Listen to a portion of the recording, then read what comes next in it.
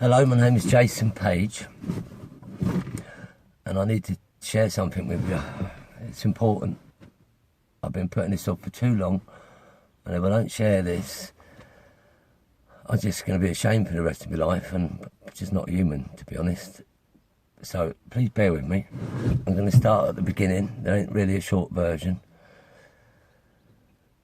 12 months ago, I landed in Malawi, Africa, on New Year's Eve.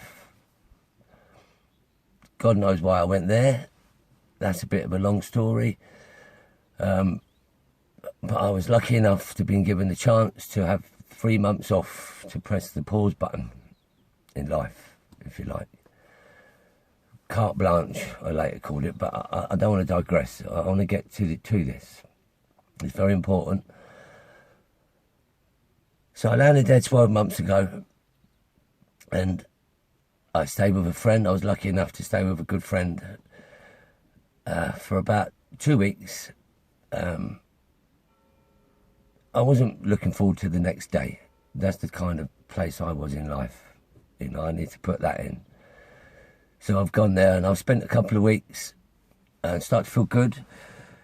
Got itchy feet, all my senses were alive, and I decided that I'd go to South Africa. So I got on a bus one morning, went to South Africa. I was on my way to South Africa, got stopped at the Zimbabwe border. Wrong papers, ended up doubling back to Lilongwe, the capital of Malawi. A couple of days there, scratching my head, I made my way towards a place called Lake Malawi, well, the third biggest lake in Africa.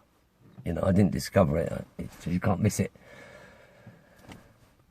So after sort of many modes of transport, I ended up in a place near Senga Bay, and then ended up walking and found myself on a pretty much secluded beach of the Lake Malawi, which was, I can only say, was just incredible to see. I was there maybe a couple of hours just sitting about. You know, I couldn't talk to people. They didn't know my language, they didn't know mine. And I met a guy which was called Pontius. He turned out to be the nephew of the chief of the Makuti tribe, which are a community of people which are basically locked away, completely locked away from everybody, because Malawi itself being the third poorest country in the world, and the people there don't get much help from their government, and these particular Makuti people were secluded because from the other side of their land you have one side of the Lake Malawi, which is the size of England, and the other side of that, which was some MOD land. So there was nothing there. It was self-policed. The chief was in charge. Now, I was lucky enough to be offered to spend some time with the nephew of the chief, and I went to live with them for about 2.5 months. I can only say like it was going back 2,000 years ago, but with the odd mobile phone. You know, the people were the most beautiful people I've ever met. The women, the ladies, the graciousness of the way they walked. I've never seen anything like it. You know, they put any supermodel to shame, and that didn't matter what they were carrying on their head.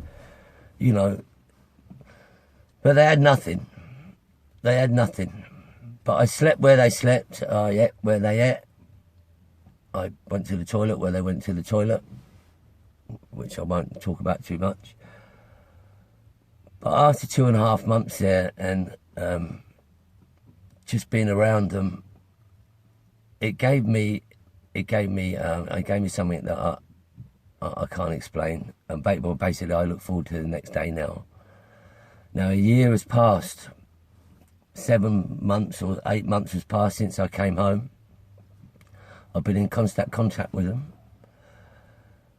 and I have an opportunity to give something back. And if I don't at least try, then I won't be able to live with myself. It's as simple as that. I feel really nervous asking this, but if it doesn't get done, then I can't see anybody else helping them. There wasn't another white man there for a while. It's not. This place is completely off grid, but they already have a beautiful big village They don't sell alcohol in the village. It's mostly sort of 70% Muslim, 30% Christian. They have a football pitch, netball court. They have 4 football teams and umpteen netball teams. You know, they're in poor condition, and the equipment they have is, you know, I can only tell you, it's poor. I am going to attach some videos and some photographs to this. Like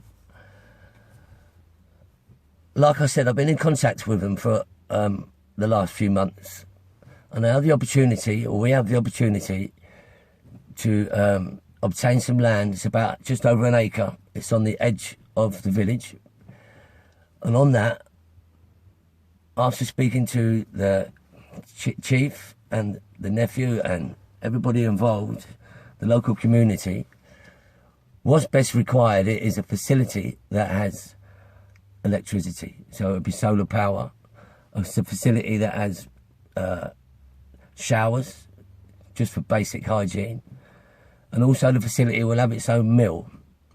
Now, everywhere you can see from where the land is, everybody grows maize, and it's a staple diet for the Malawians. They have it twice a day. By having their own mill, it would create an income for them, and they also wouldn't have to pay to have their corn turned to flour.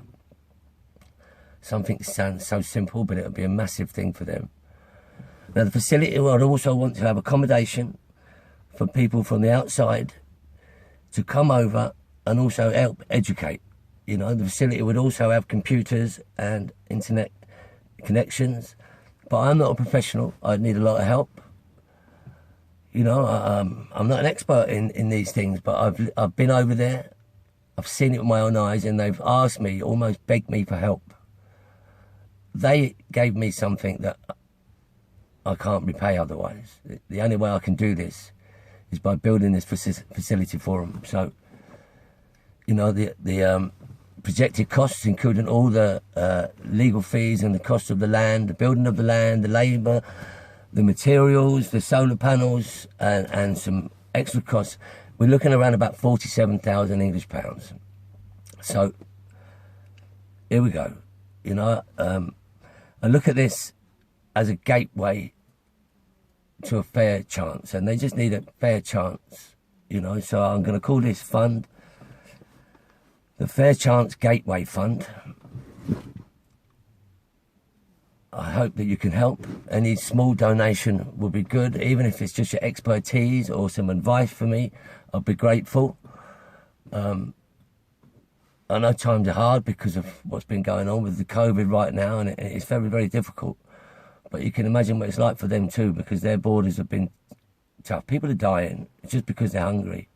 You know, and when I talked about these graceful young ladies and what you had to see when the sun went down, it's quite ugly, because them same young ladies would have to go and sell their bodies for as little as 5p, you know, and probably as much as 50p.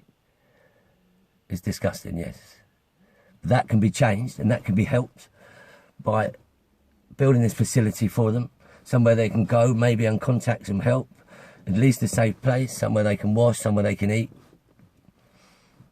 You know, I don't really want to say any more apart from I'd appreciate any help, and I'm grateful, and the Mikuti people will be more grateful. Thank you.